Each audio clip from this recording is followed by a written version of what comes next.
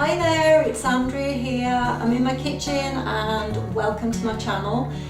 Today I'm going to show you one of my favourite raw food treats to make, and the reason why it's one of my favourites is partly because it includes chocolate, but also it's just like literally 3 ingredients. It takes like literally minutes to make, and then it'll keep in the fridge for weeks. It'll keep in the freezer for like months. It's so much cheaper than buying your own, buying raw food treats in the shops as well. Of course you can do that, but this like literally takes minutes.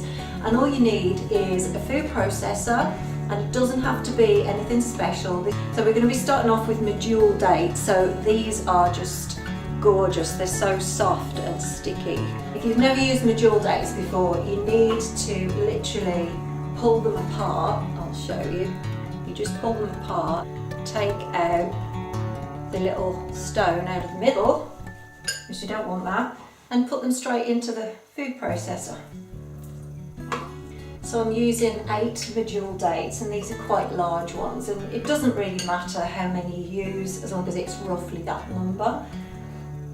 So we've got in our dates, that's our sweetness and our stickiness and what's going to bind everything together. The next thing we're going to put in is some almond butter. So I've got about 4 big heaped tablespoons of almond butter. You could use peanut butter, cashew butter. I mean, this is chocolate almond butter fudge, but you could literally use any of your favourite nut butters. So I'm using raw cacao powder.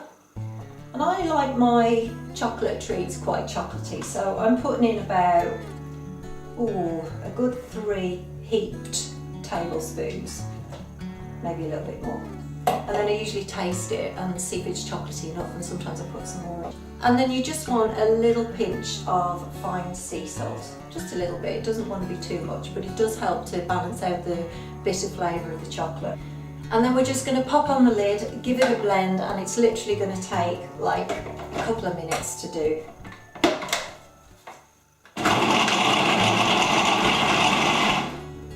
And then use a spatula just to scrape down the sides, because you will find that it will stick around the place.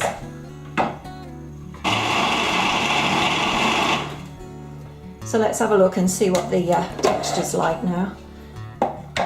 So this is what you're looking for. This lovely, lovely sort of fudgy texture, and it all just starts to stick together. It's just gorgeous. So now we've got the dough all blended. You'll see it's quite crumbly, but it'll stick together really nicely. Just going to pour it out.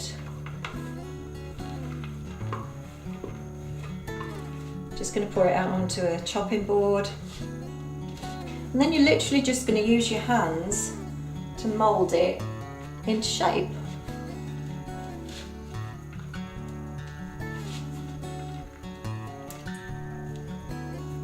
Going to pop it straight onto a plate. Just press it down, just gently but firmly. What we're looking for is to get it roughly into a square. You could also use your spatula just for keeping it nice and even around the edges.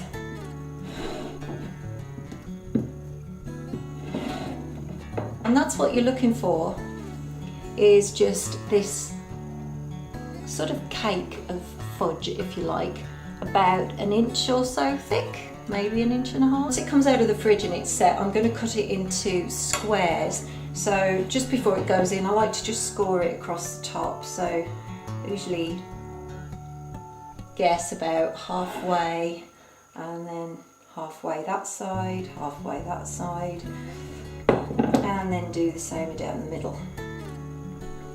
So that's going to go into the fridge, and it'll take about 1 hour or so to set more firm, and then I can cut it into pieces and we can enjoy it. So now I've taken the fudge out of the fridge. As you can see, it's scored nicely and it's nice and set. I'm just going to take a really sharp knife and just cut it into nice pieces.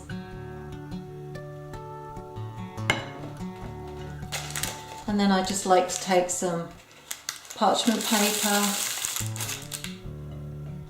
and place the fudge on the paper, and it keeps it really nice. You can even wrap them up in little pieces as well.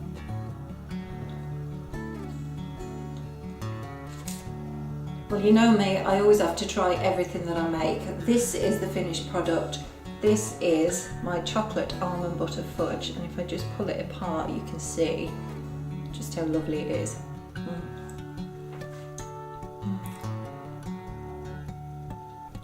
Yeah, definitely give this one a go.